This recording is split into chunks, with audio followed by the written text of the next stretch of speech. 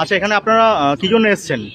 আমরা এখানে এসেছি ডব্লিউবিএসএস সেকেন্ড এসএলএসটি 2025 নিয়োগ ঐক্য রক্ষা মঞ্চ থেকে।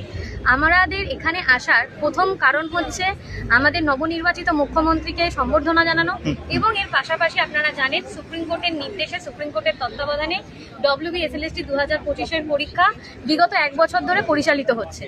কিন্তু যেহেতু কোর্ট প্রক্রিয়া শুরু হয় এবং তারপরে কোনো অজ্ঞাত কারণে আমাদের 11-12-এর কিছু সাবজেক্টের কাউন্সিলিং হলেও তারা অনেকেই রেকমেন্ডেশন লেটার পেয়েছেন যাদের 90 দিনের ভ্যালিডিটি পেরিয়ে গেছে, কিন্তু তাদের এখনো জয়েনিং কমপ্লিট হয়নি।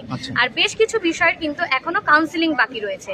এছাড়া 9-10-এর যারা রয়েছে তাদের কিন্তু ইন্টারভিউ প্রসেস কিন্তু এখনো শুরু হয়নি, অথচ সুপ্রিম কোর্টের ডেডলাইন 31 আগস্ট 2026।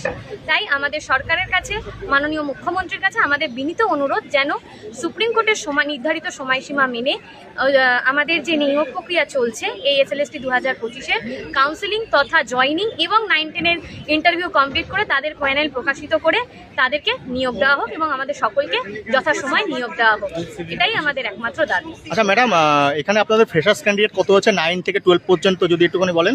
আমাদের যে ফ্রেশার্স ক্যান্ডিডেটের সংখ্যা যদি আমরা 11-12-এর নিরিখে বলি, তাহলে সেক্ষেত্রে মোট আসন সংখ্যার প্রায় 67% ফ্রেশার এমপ্যানেল রয়েছে, আর যার মধ্যে প্রায় 90 থেকে 92% কিন্তু পূর্বতন যে শিক্ষক শিক্ষিকারা ছিলেন 2016 তারা রয়েছেন।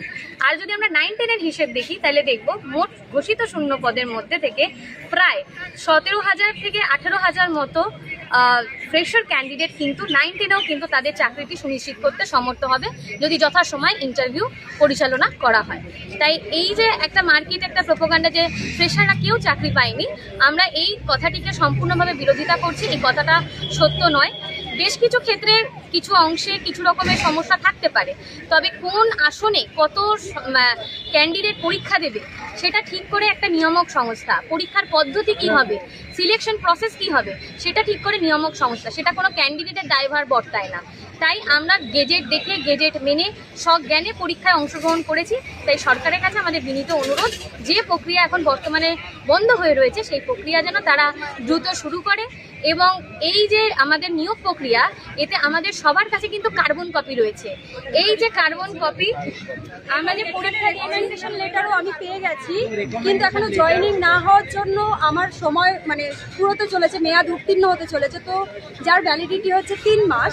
তো অলরেডি আমি এপ্রিল মাসে রেকমেন্ডেশন পেয়েছি 2 তারিখে, কিন্তু এটা যথাযথভাবে যেন নিয়োগটা তাড়াতাড়ি সম্ভব হয়। স্যারকে আমি অনুরোধ করব, মাননীয় মুখ্যমন্ত্রীকে, যেন এটা দ্রুততার সাথে কাজটি শেষ হয়। মানে আপনারা খুব দ্রুত স্কুলে যোগদান করতে চাইছেন, তাই তো?